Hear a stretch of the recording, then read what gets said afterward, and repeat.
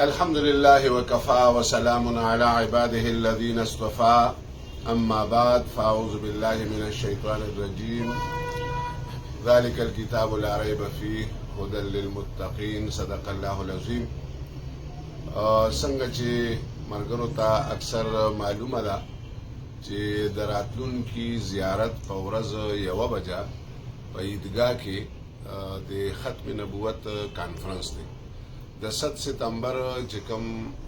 کامیابی او فتح شوی وه یوم الفتح، دا په 7 ستمبر باندې مرګرو په عمومي شورا کې او په خصوصي شورا کې دا فیصله کړې وه چې موږ به دې وارې چې کوم دی نو په 7 ستمبر دا پروګرام چې کوم دی نو کوو، ځکه چې اصل واقعه په اسمبلی کې چې کوم قادیاني مرتد ګرځېدلی و نو هغه په 7 ستمبر 1974 کې شوی. نو دا هم ضروری دی چې زمونږ چې کوم مشرانو قربانۍ کړي دي د 1953 تحریکو د قادیانیت خلاف یا د ناموس رسالت په وایو، ځکه چې قادیانی نه علاوه نور ډېر د نبوت دعوې او یا توهین رسالت داشته. نو چې کوم زمونږ د 7 ستمبر والا پروګرام دی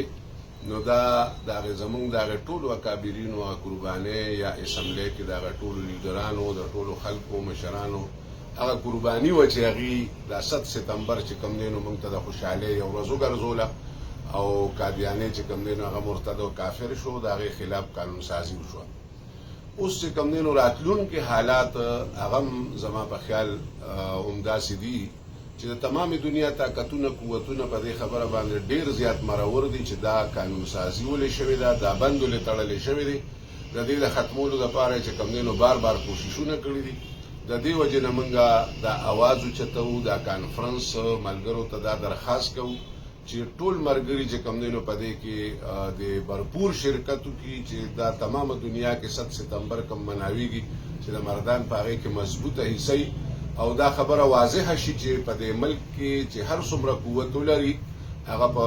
ناموس رسالت باندې حمله نشي کولی او نه د دې خبرې اجازت چې کوم دی زمونږ یعنی عوام چې کوم دی نو دا ورکوي. درېیمه خبره دا ده چې یو خو د ماضي چې کومې قربانۍ دي د هغې یاد او بیا دا دومره کامیابي حاصله کړې ده. درېیم چې راتلونکي کوم حالات دي هغې دپاره بیداري پیدا کول دي. او درېیمه خبره دا ده چې دا ختم نبوت والا مسله دا یوازې زموږ مسله نشته نه ده، دا د ټول امت مسلمه چې چا لا اله الا الله محمد رسول الله ویلې ده د هغې ټولو مسله ده او ټولو ته موږ به دا درخواست کوو که هغه سیاسي جماعتونه دي که هغه مکاتب فکر دي مذهبي جماعتونه، نو ټولو ته به زموږ دا درخواست چې په دې کې ډېر په درناوي موږ هغې ته دعوت هم ورکوو، درخواست ورته هم کوو چې ټول ملګري چې کوم دی نو په دې کې بھرپور شرکت وکړي، خصوصا چې کوم زموږ یونټي دي او ملګري دي چې هغه د جلوسونو په شکل باندې راشي، د خوشحالۍ په شکل باندې راشي، د بیدارۍ په شکل باندې راشي او په دې مشکل حالاتو کې چې کوم دی هغې په دې اهمه ایشو باندې او په دې زموږ د ایمان په دې مسله باندې چې کوم دی نو پوره نوټس واخلي